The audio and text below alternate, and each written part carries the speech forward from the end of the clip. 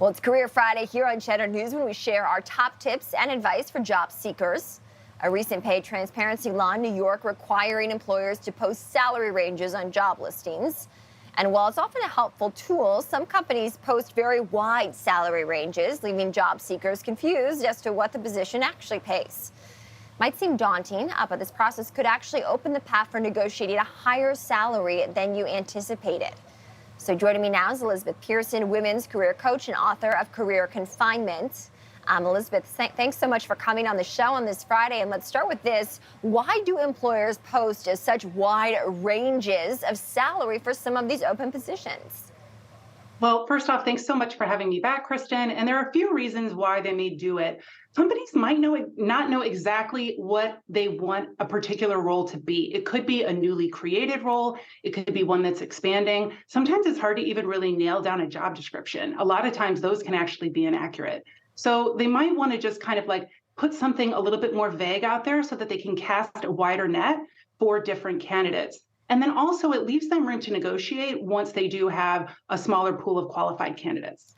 So how should job seekers, Elizabeth, navigate this when they see one of these postings with a wide range?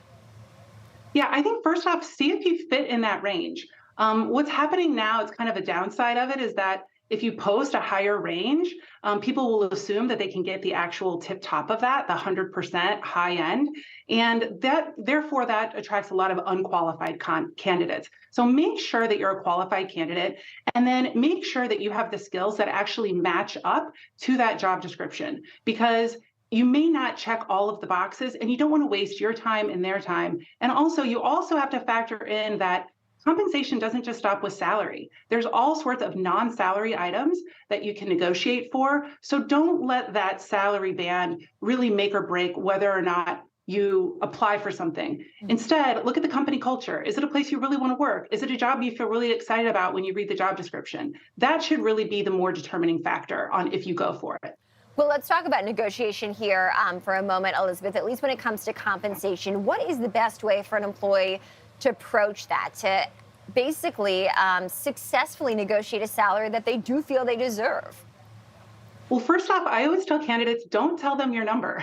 This is a negotiation. So a lot of times recruiters will say, well, what are your salary expectations? And at the end of the day, I always tell people to go back and say, you're the one that created a budget for this role. So I would really love to know what kind of value this organization has placed on this. So number one, don't talk first. Make sure that they give the number first. And then make sure that you're in the range of whatever it is that you force them to give you first. Go on Glassdoor, go on salary.com, see what your current market value is, and then make sure that you're able to really eloquently parlay all of those skills when you're in your interview process so that you have some leverage when you're negotiating. I always tell clients, get the hooks in real deep in the interview process, make them fall in love with you, and then you're going to have more leverage when it comes to getting the comp that you had in mind.